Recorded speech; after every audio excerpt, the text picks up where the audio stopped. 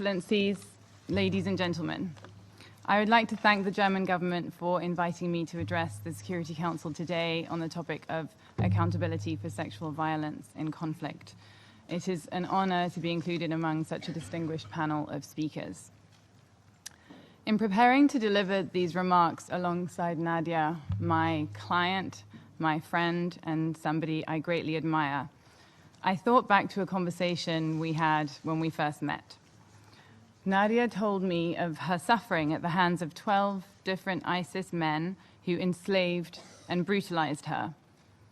She recounted the murder of her mother and brothers. She showed me threatening messages that she had received from ISIS on her phone. And as she did this, it occurred to me that she never expressed fear for her life, for her safety.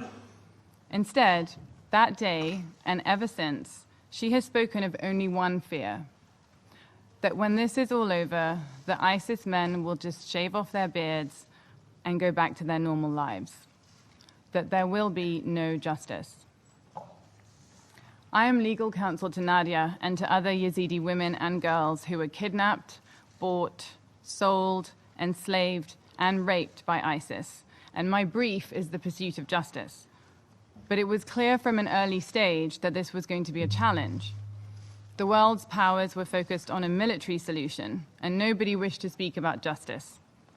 So we fixed on one imperative: we could not allow the evidence to disappear. So Nadia and I came here to the United Nations, and we asked you, the Security Council, for help. We asked that you send a team of investigators to Iraq to gather evidence of ISIS's crimes, so that one day trials would be possible and justice would be within reach. After many months of advocacy, with strong leadership from the United Kingdom and support from Iraq and the United States, Nadia and I sat together in this chamber and watched 15 hands go up and Resolution 2379 come into force. We welcomed the appointment of an eminent lawyer, Karim Khan, to lead the investigation team, and we celebrated the moment 4 weeks ago when the team, working alongside the Iraqi authorities, began to exhume mass graves and identify the victims' remains. This first step in any criminal inquiry was a cathartic moment for many Yazidi families, and we are encouraged to hear that the investigation in Iraq is now fully underway. We have also seen milestones in national courts around the world. In the United States, I represent Yazidi women and girls who were held in the house of an ISIS member named Sayyaf, along with one of the few non-Yazidi victims of ISIS's sexual violence that we know of, an American hostage named Kayla Mueller, who was held in brutal conditions for over 18 months and raped repeatedly by the head of ISIS, Abu Bakr al-Baghdadi. Sayyaf showed no solidarity with her fellow females. She locked them in a room, instigated their beatings, and put makeup on them to prepare them for rape. I am requesting her transfer to the US to face justice for those crimes. In France, I represent Yazidi victims in a case against Lafarge, a company that made multi-million-dollar payments to ISIS and is the first multinational to be charged with complicity in crimes against humanity committed by the group. In Germany, I represent a Yazidi victim in a case in which the German Supreme Court confirmed that the charges against an ISIS commander responsible for sexual slavery amount to genocide, the first judicial recognition of this fact anywhere in the world. And 2 weeks ago, I was in Munich, where the first trial against an ISIS member for international crimes committed against a Yazidi victim has now begun.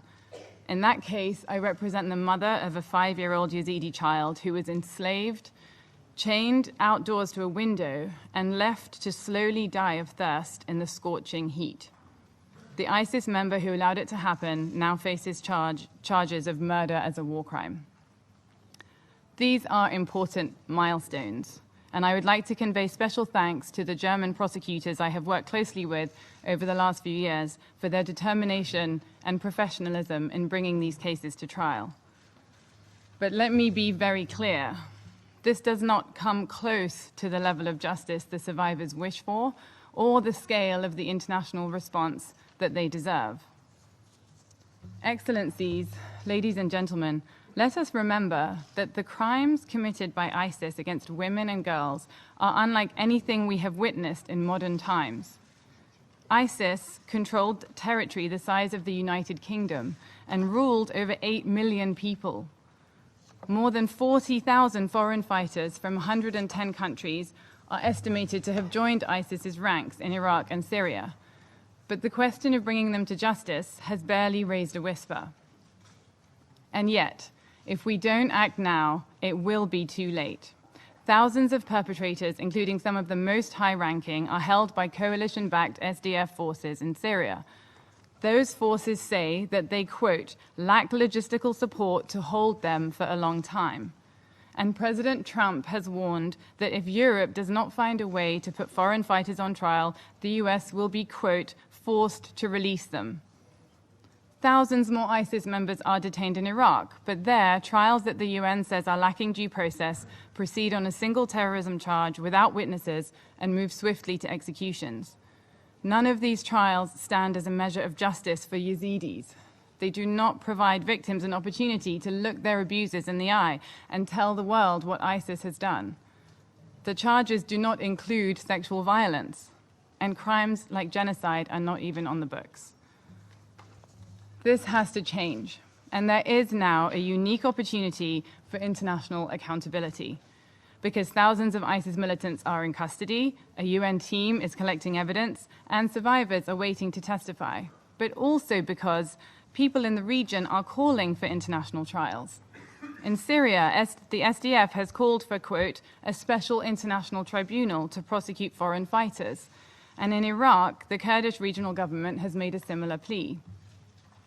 Meanwhile, this council has itself made clear that the genocide pursued by ISIS, through murder and through rape, represents a threat to international peace and security. And when you reached a similar conclusion about such crimes in Rwanda and Bosnia, you established tribunals to put the perpetrators on trial. But if Baghdadi is arrested today, where will he go? Here are 4 options for you to consider. First, this council can refer the situation to the International Criminal Court, as many Yazidi survivors have called for. Unfortunately, this seems increasingly unlikely.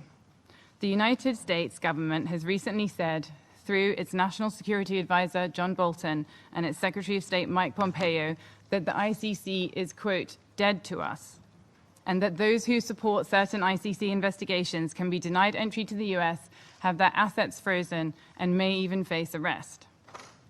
A similarly devastating blow to the ICC has been delivered by another permanent member of this council. A senior Russian official told this chamber last month that Russia would never refer another situation to the ICC, nor would it ever, quote, help our colleagues in the Security Council to create any more of such tribunals. He added for good measure that maybe the whole experiment with international justice should never even have been started at all. Survivors of sexual violence can only hope that the Council will find a way through this impasse. But there are other ways that justice can be done. The second option is that like-minded states that do believe in justice could set up a court by treaty.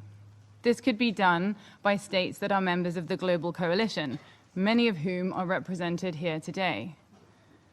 After all, if 79 states can come together to fight ISIS on the battlefield, why can they not establish a court, either in The Hague or somewhere in the region? The Global Coalition has stated that its mission is to, quote, ensure the enduring defeat of ISIS. But this is not possible without justice. As members of the coalition have themselves acknowledged, a military defeat is not on its own an enduring one, because until we kill the idea behind ISIS, it will simply regroup under a new umbrella. Third, if this council does not act and the global coalition does not act, the European Union can. The EU recently helped to establish a special court in The Hague to deal with international crimes committed in Kosovo. This court had the support of all EU countries, as well as the United States, Canada, Norway, Turkey, and Switzerland, and its cases are handled by international prosecutors and judges. With Iraqi support, the EU and like-minded states could do the same for ISIS crimes, Or the EU could expand the mandate of the European Public Prosecutor's Office to cover international crimes and set up a new EU court with jurisdiction over them. Fourth, Iraq could enter into a treaty with the United Nations to set up a hybrid court, as was done for Sierra Leone and Cambodia, to prosecute those responsible for international crimes. Excellencies, Mr. President, none of these solutions comes without complication or cost, and none would replace the need to have credible trials in national courts alongside any international ones. But the resolution you are considering today notes the prevalence of sexual violence in wars all over the world and states that you are, quote, deeply concerned over the slow progress in eliminating sexual violence in conflict. I agree that we are facing an epidemic of sexual violence, and I believe that justice is the antidote. So it is my respectful submission to you today that although this draft resolution is a welcome step forward, especially insofar as it strengthens the sanctions regime for those who commit sexual violence, we must go further. Because if this august body cannot prevent sexual violence in war, then it must at least punish it.